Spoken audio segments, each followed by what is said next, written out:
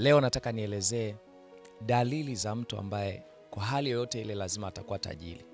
Hata kama amezaliwa kwenye familia ya kimaskini, hata kama leo hii anapita kwenye nyakati ngumu, lakini akiwa na hizi dalili, mtu huyo lazima atakuja kufanikiwa. Jambo la kujua ni kwamba utajiri ni tabia. Yaani haiwezi katokea tu from nowhere ukaja kuwa tajiri kama hakuna tabia ya asili isababishayo utajiri kwako. Dalili ya kwanza, uthubutu wa mambo na kutokukata tamaa. Mtu yeyote ambaye anathubutu kufanya jambo, kufanya kazi, kufanya biashara, kufanya chochote kile, hata kama jana alishindwa, jana alikosa, lakini mtu huyu akaendelea kufanya zaidi na zaidi, lazima siku moja, ipo siku atafanikiwa. Kwa sababu gani? Mtembea bure sio sawa na mkaa bure, Waswahili walisema. Lakini mtu yeyote akiwa na uthubutu wa jambo, mtu huyu waga anatembea na utajiri. Dalili ya pili ni mtu mwenye moyo wa ukarimu. Mtu ambaye mkarimu kwa hali yoyote ile, mtu huyu ni rahisi sana kufanikiwa, kwa sababu utajiri wa kwanza Mungu aliyompa mwanadamu ilikuwa ni watu. Ndio maana Mungu anamwambia Isaya, ukisoma pale Isaya 43 mstari wa 4, Mungu anamwambia, ukisoma ile Isaya 43 mstari wa 4, Biblia inasema,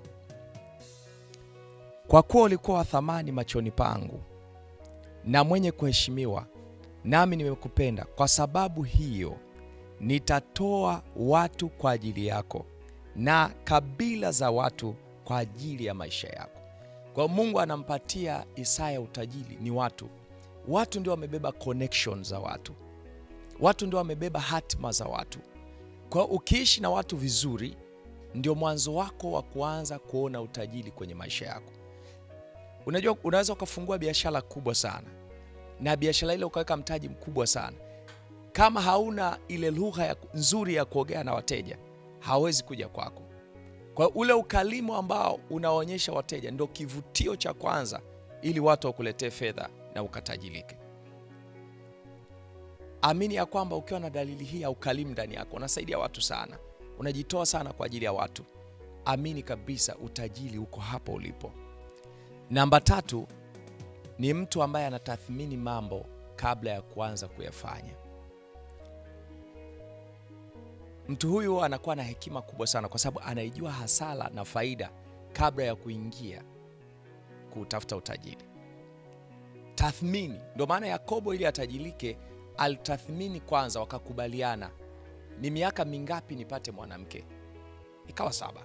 Miaka mingapi tena? Ikaongezeka ikawa 7. Kwa alipomaliza alikuwa anajua sasa tathmini yetu ilikuwa ni miaka 7, lakini imeongezewa 7 mingine ya hasara, lakini bado pia natakiwa niondoke na utajiri. Kwa hiyo lazima ujue kwamba kuna umuhimu wa kutathmini kitu. Ili uwe tajiri, ukae chini uanze kuhesabu, pate hisabati ya mambo ambayo unaenda kuyafanya. Hiyo itakusaidia sana, kwa sababu kutathmini mambo ni tabia ya mtu ambaye ndani yake ana asili ya utajiri. Dalili ya 4 ni mtu anayemcha Mungu. Mithali 22 mstari wa 4 yenyewe inasema, Mithali inasema, thawabu na unyenyekevu ambao ni kumcha Bwana ni utajiri, na heshima nayo ni uzima. Tunaona kumbe kuna thawabu ya mtu ambaye anamcha Mungu, naye hutunukiwa utajiri. Kumcha Mungu kunasababisha sana matokeo makubwa ya utajiri, kwa sababu kuna muda mwingine madhabahu za kwenu zinaweza zikazuia utajiri wako, lakini kwa kumcha Mungu tu madhabahu zinaishiwa nguvu, zinakosa uhalali, alafu wewe ndio unajikuta sasa umeanza kuwa tajiri na unatajirika.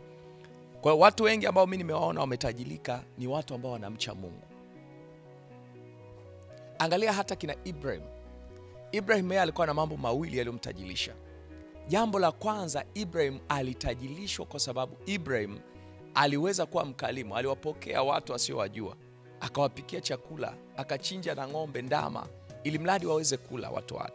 Walivyokula wakaona ukarimu wa Ibrahim, ndio mwanzo wa kumbariki Ibrahim. Kitu cha pili kilichomfanya Ibrahim aweze kubarikiwa ni kwa sababu alikuwa mcha Mungu. Hebu mwangalie Ayubu. Uwezi ukashangaa vile Ayubu, Biblia inasema palikuwa na mtu mcha Mungu katika nchi ya Usi. Kwa nini alikuwa mcha Mungu? Kwa sababu kuna wakati Ayubu alijaribiwa, lakini hakumwacha Mungu. Kwenye uchaji wake ule ndo ulisababisha akaja akaongezewa utajiri wake zaidi ya ule aliokuwa nao awali. Kwa nini nakwambia hivyo? Unapoingia kumcha Mungu, inawezekana ukawa unapita kwenye wakati fulani mgumu sana, lakini wewe ukiendelea kumcha Mungu, mbeleni kuna thawabu ya utajiri, Mithali anasema. Na kama uko na dalili hizi, basi naomba ukomenti hapo chini, itamke dalili yako kwamba mimi kusema kweli ni mkalimu, nasaidia watu. Mimi kusema kweli ni mcha Mungu. Alafu mimi nitakutamkia neno kwenye hiyo komenti, na maisha yako yatadhihirisha udhihirisho wa utajiri kwenye maisha yako.